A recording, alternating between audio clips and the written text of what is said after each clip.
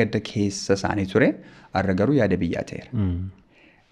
Nama tokko just yaada erga dhiyeesse yaadaan faccisuudha. Teessee haasa'uudha.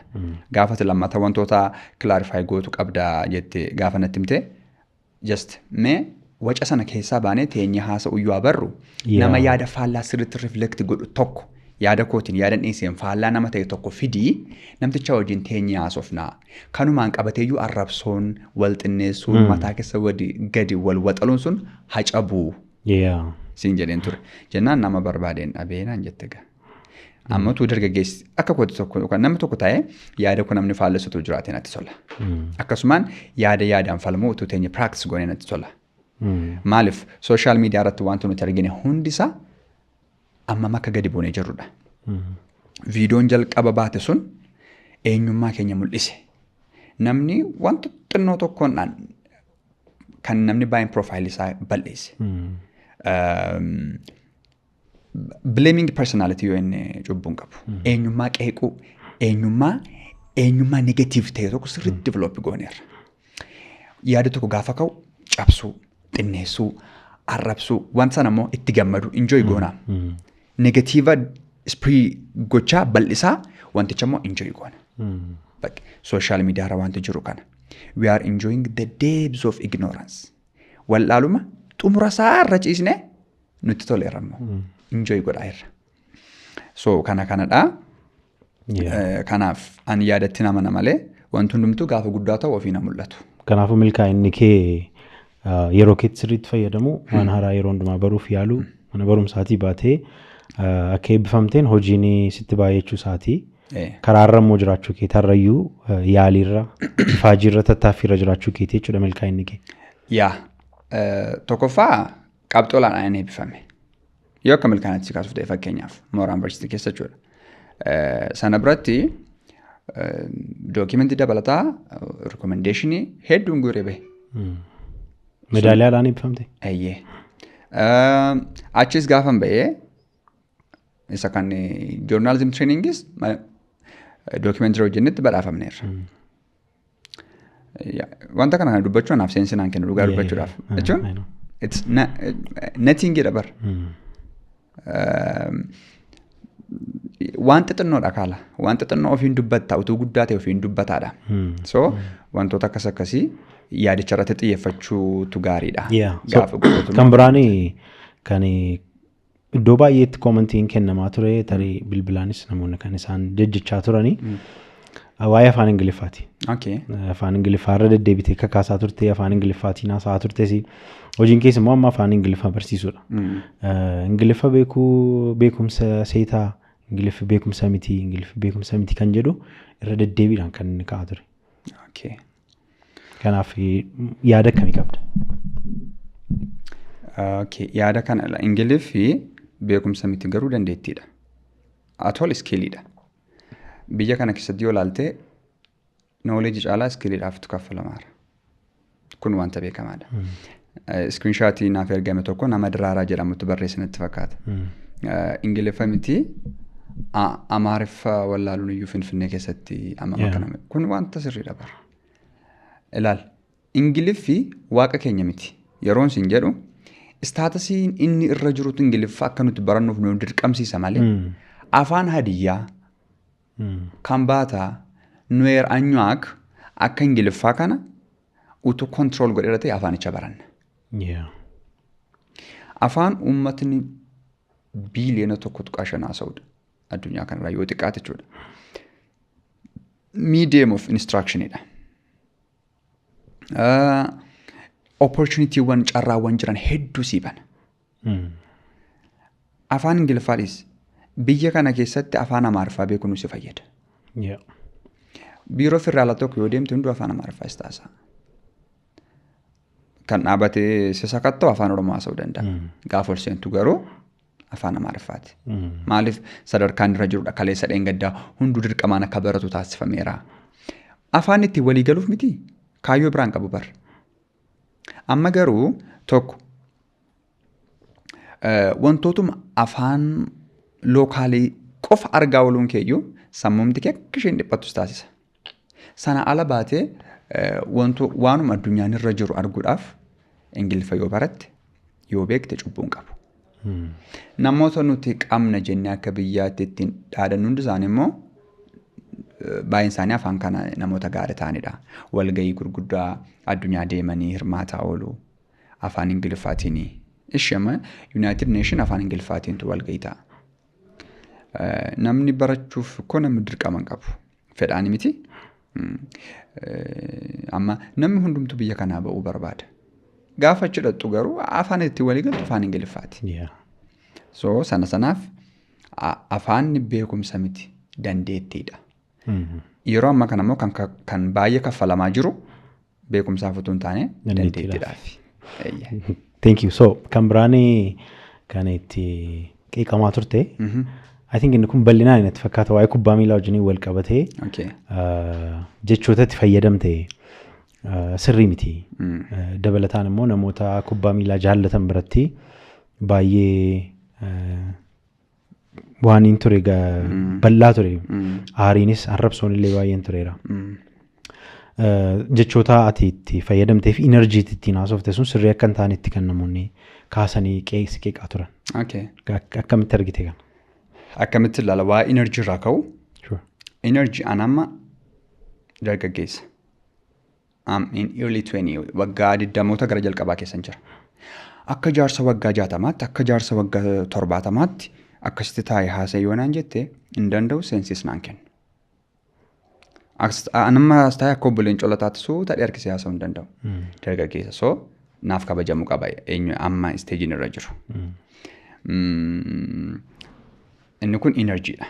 So akkas ta'uun koo wantichi naasa'e sun diigumsa jibban ta'in malee wanti positive ta'e akkasitti yoo beeyyuu rakkina hin qabu. Inni lammaffaan jechoota. Yeroo ammaa market penetration jedhu warri economics. Gabayaa tokko keessa gaafa seentu maal gochuu akkati qabdu hin jira. Sana intentionality yaada yoon fayyadamu baadheyyuu afaama beeknu walitti himna. Dhugaa jiru jechuudha. Afaama beeknuun, afaama dhageenyuun, afaama nu dhukkubsuu walitti himna. Amma generational gaappiin Itoophiyaa keessatti uumameera. Kun wanta beekamaadha. Garaagarteen yeroo kamiyyuu caalaa dhalootni amma jirruuf warri duraan turan garaagarummaa guddaan nu gidduu jira. Abbootni sun dhufanii as ta'anii waa'ee kanaa akka naasa'itti haasa'uuf umuriin isaaniis miirri isaaniis isaaniif hin iyyamu. So jechoota sana fayyadamuun koo tokkoffaa ani dhuguma namni kubbaa miillaa ilaalee bashannanan se'e. Ilaalle kubbaa miillaa ilaalee namni Itoophiyaa keessaa kubbaa miillaatti namni bashannanaaru hin jiru. Kubbaa miillaatti wajjin emotional attachment jira. Even isan haasa'e caalaa ammatuun akka sanatti haasa'e natti tola ammayyuu. Maaliif jedhe? Wanti tokko entertainmentiidha gaafa jettu bashannana atool. Ati Arsenaal yoo deeggartee yoo inni mo'ame hin bashannantaa? Kana gaaffii hin jiru. Arsenaal taphachuma saatiif bashannanta moo gaafa inni mo'u qofa bashannanta? Gaafa inni mo'amus hin bashannantu taanaan akkam nagaa fayyaa. Eessaa deebita taphallaalee dhufaara. Okay, eenyu taphate? Arsenaaliif maanjee. Eenyuun deeggarta? Arsenaal. Inni mo'ame. 2-0 mo'ame. Kolfaa akkasitti. Okay, amma isa deemaa taree hojii koon deemaara.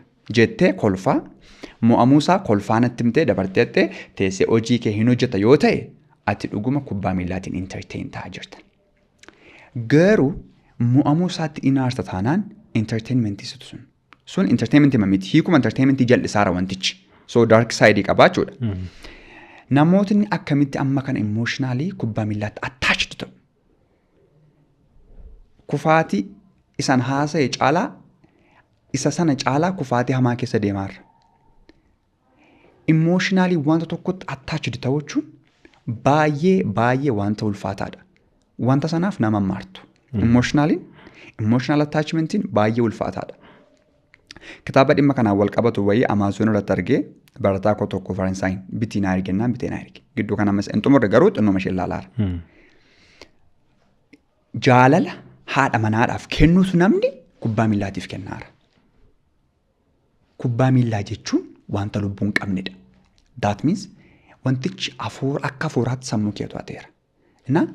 spiritual marriage jechuu hin dandeenya. Namni hafuuraa wajjin gaa'ela dhaabbateera. Dargaggeessi waggaa 20 keessa jiru waa'ee gaa'elaa caaluu yaaduu caalaa waa'ee kubbaa yaadaa taanaan rakkina hamaa jira. Amma dargaggeessi keenya infuutuu yoo itti si baqata. Gaa'ela baqata. Maaliif baqatama gaa'elli? Amantiin keenya musliima ta'u kiristaana ta'u gaa'ela jajjabeessa. Hawaasni keenya gaa'ela jajjabeessa. Haalli guddina keenya gaa'ela jajjabeessa. Wanta waaqayyo dhaabedha.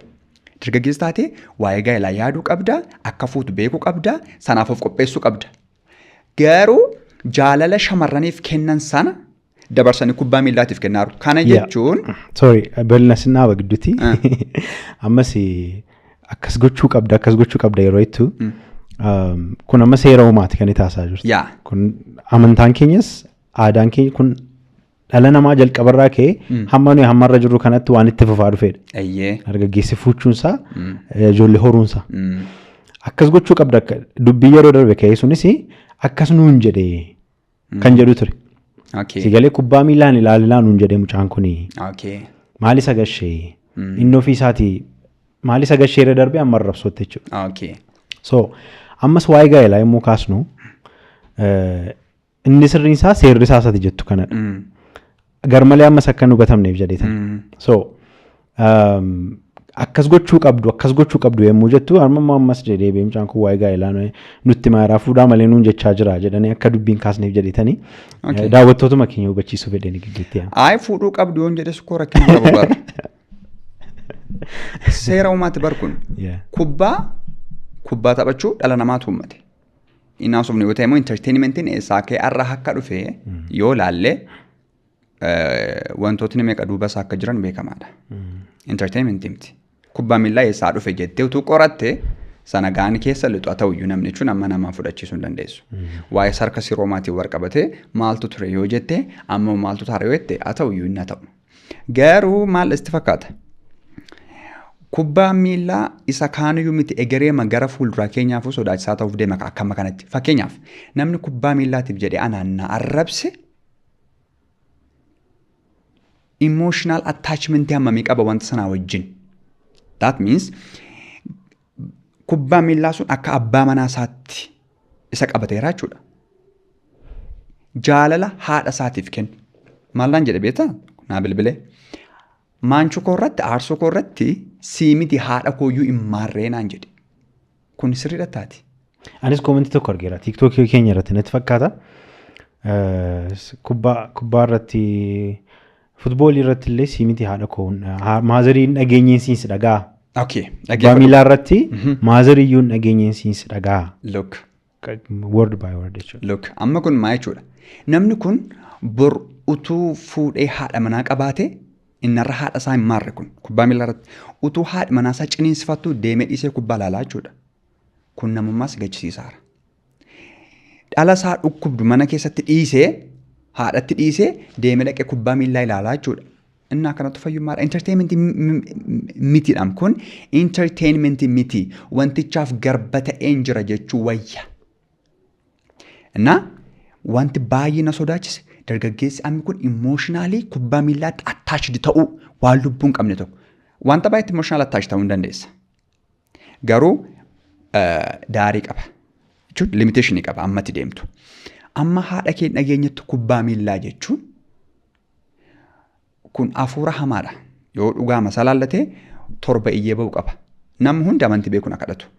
Saballa dhufu, zayitiin dhufu, zayitiin dibataa, du'aayina godhamu. Emotionally amma kana attaachidi taanee jirra taanaan kun keessaa iyyee ba'u qaban jedhaan akka kootti. Namoonni immoo tarii gamuma kanaanii kubbaa miillaa kan jaallatan akkasumatti ilaaluu kan itti tolu intarteenii kan godhan immoo baay'eenis jira akkuma kana dhugaa dubbachuuf. Kilabii kan jaallatan qabaachuu danda'u. Yeroonni mo'us yeroonni mo'amnes homaa kan ittiin fakkaanne jiraachuu danda'u. So isaaniin iddoo isaaniitti kabajneef jechuudha fedha isaanii. Garuu sadarkaa dargaggoonni wal duukaa ho'edhanii hursanii emotionally attached ta'an irra geenyaan garuu sirrii mitiidha kan itti jechaa jirtu. Sirrii miti caalaa Aan dheengaddas kaaseera bar namni maal itti fakkaata guutummaa podcast chaa namni hin dhaggeeffanne dhuguma negatiiviti fakkaachuu danda'a. Namni dadhabee ilaaluun cubbuun qabu guyyaa hojii bareedaa hojjetaa ooltee galgala yoo itti boqotte. Ani iyyuu nan ilaaluu nan jaalladha itti. Ana iyyuu na harkisa bar wantichi garuu sana caalaa dhimma nattaanu jira taanaan miira koo kontirooluu nan danda'a taanaan wantichi achitti dhiisee hojii koo hojjechuun qabaadha. Wanta hin jedhuan. Atool asitti mi'aal tokko. Daqiiqaa 90 maaltu taafaa jechaa turan. Wanti isa daqiiqaa 90 miti. Taphni tokko dilbata jira taanaan jala bultiinsaa kamisa jalqaba. Warri emotionally attached ta'an. Emotional attached bubbar ta'an bakka jersey wantichaa uffatanii uffata isaatiin kamisa jimaataa footoo ka'uu Manchester Red, London is blue, Malo is black ምናምን jimaata akkas sanbati duraan dhufa. Dilbata taphasa guyyaan sun bakka akka guyyaa cidhaati. Ilaali maaltu rizoneet godha amma waa'ee energy bar maaltu rizoneet godhaaraa. Indan taphicha wayi mo'amu miti inni mo'ee mo'uusaa faarsa inni mo'amee mo'amuusaa akka emotionaliin jeeqama maal ta'a. Maaliin argama mooraa keessatti kompiitara abbaan isaa lafa gurguree bite akkasitti darbatee cufee fuudhee sokka kilabii isaatu mo'ame.